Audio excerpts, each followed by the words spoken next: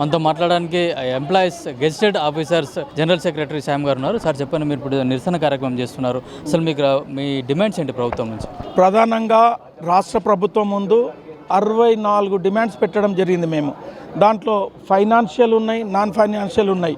మరి అంటే ప్రమోషన్స్ కానీ, ట్రాన్స్ఫర్స్ కానీ, 317 కానీ వీటన్నింటిని పక్కకు పెడితే ప్రధానంగా ఈ ప్రభుత్వం ఏర్పడక ముందు పెండింగ్లో ఉన్నటువంటి ఒక 3 DL పెండింగ్ ఉండే.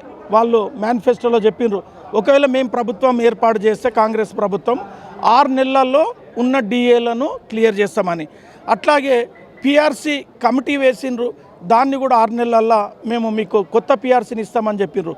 ఈరోజు DA అంటే డియర్నెస్ అలవెన్స్, దాన్ని పేరు మార్చేసే పరిస్థితి కనిపిస్తుంది. డిలే అలవెన్స్ కింద అయిపోతుంది. అట్లాగే PRC పే రివిజన్ కమిషన్, అది పెండింగ్ రివిజన్ కమిషన్ కింద ఈరోజు మారుతుంది. మరి 13,000 కోట్ల పైచీలకు పెండింగ్ బిల్లులు ఉన్నాయి. దాంట్లో ప్రధానంగా GPF ఉంది. అది GPF మేము సొంత దాచుకున్న డబ్బులు, TGLI మేము దాచుకున్న డబ్బులు.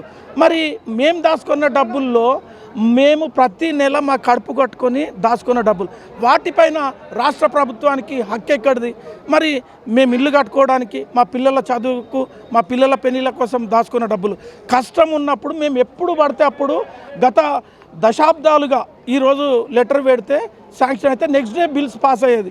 ఈరోజు సంవత్సరాల తడబడి ఇబ్బందులు ఎదుర్కొంటున్నాం. పెన్షనర్ అయితే అనారోగ్యం పాలై వాళ్ళు హాస్పిటలైజ్ అయితే డబ్బులు లేని పరిస్థితి ఉంది. ఈరోజు ప్రధానమైన 4 డిమాండ్లు ఉన్నాయి. 51% ఫిట్మెంట్ ఇచ్చి PRCని విడుదల చేయాల్సిన అవసరము డిమాండ్ చేస్తున్నాం రాష్ట్ర ప్రభుత్వానికి. అట్లాగే ఆరోగ్యంగా అనారోగ్యం పాలై ఎంతోమంది రిటైర్డ్ ఉద్యోగులు, పనిచేస్తున్న ఉద్యోగులు కూడా దాదాపు చాలామంది చనిపోతున్నారు. ఎంబడే మేము 1.5% వాళ్ళతో డెలిగేషన్లో చీఫ్ సెక్రటరీ గారితో మాట్లాడినప్పుడు 1.5% మా బేసిక్ పేలు ఇవ్వడానికి సిద్ధం ఉన్నాం. కాబట్టి ఎంప్లాయీస్ హెల్త్ కార్డ్స్ని వెంబడే విడుదల చేయాల్సిన అవసరం ఉంది. అట్లాగే పెండింగ్ బిల్స్ 13,000 పైచిలకు కోట్ల రూపాయలు పెండింగ్ ఉన్నాయి. వాటిని ఇప్పుడు నెలకు 700 కోట్లు ఇస్తున్నారు. అవి ఏ మూలకు సరిపోతలేదు. ప్రతి నెల 600 నుంచి 650 మంది ఉద్యోగులు రిటైర్ అవుతున్నారు. మళ్ళీ సేమ్ రేషియోలో అవి జమ అవుతున్నాయి. కాబట్టి ఏక మొత్తంలో మీరు ఏదైతే ప్రజల కోసం రైతు బంధు ఇవ్వండి, సంతోషమే. కానీ మాకు ఇవ్వాల్సిన బిల్లులు మాకు ఫ్రీబీస్ కాదు, మాకు ఇవ్వాల్సిన డబ్బులు దయచేసి రాష్ట్ర ప్రభుత్వాన్ని, గౌరవ ముఖ్యమంత్రి గారిని నేను డిమాండ్ చేస్తున్నా, ఒకేసారి 13,000 కోట్ల పైచిలకు పెండింగ్ బిల్లులను విడుదల చేయాల్సిందిగా నేను డిమాండ్ చేస్తున్నా.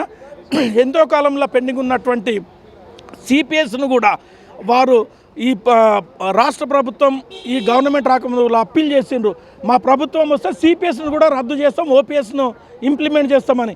దాన్ని కూడా మరి ఏ హామీని కూడా వాళ్ళు నిలబెట్టుకోలేకపోతుండ్రు. వాళ్ళకి మిగిలింది 2.5 సంవత్సరాలు. ఆ 2.5 సంవత్సరాలల్లో 1 సంవత్సరంన్నరనే ఉంది, మిగిలింది లాస్ట్కు 1 ఇయరే మిగులుతుంది. కాబట్టి ఇంత లాంగ్ టైం తీసుకొని మరి ఉద్యోగులను ఒక నెగిటివ్ థాట్స్ కాకుండా గౌరవ ముఖ్యమంత్రి గారు చాలా కష్టపడి పనిచేస్తుండ్రు, ఒక్కరోజు లీవ్ తీసుకోకుండా డైనమిక్గా. మరి అదే విధానంగా వారి కన్ను ప్రజల వైపు ఏదైతే చూస్తుండ్రో, ఒక కన్ను మా ఉద్యోగుల వైపు చూసి మా సమస్యలను పరిష్కారం చేస్తారని నేను ఆశిస్తూ ఈ ప్రభుత్వాన్ని డిమాండ్ చేస్తూ, ఖచ్చితంగా ఒకవేళ ఈ సమస్యలు పరిష్కారం కాకపోతే మే 5 రోజు మరి నిరాహార దీక్ష, డేలాంగ్ నిరాహార దీక్ష ఉంది IDOC నుంచి రాష్ట్ర రాజధాని వరకు. దాని లోపు పరిష్కారం కాకపోతే మే 5 లోపు ఖచ్చితంగా భవిష్యత్ కార్యాచరణ మే 25 రోజు JAC విస్తృత స్థాయి సమావేశం ఏర్పాటు చేసి భవిష్యత్ కార్యాచరణను ప్రకటిస్తాం. Thank you. జై తెలంగాణ.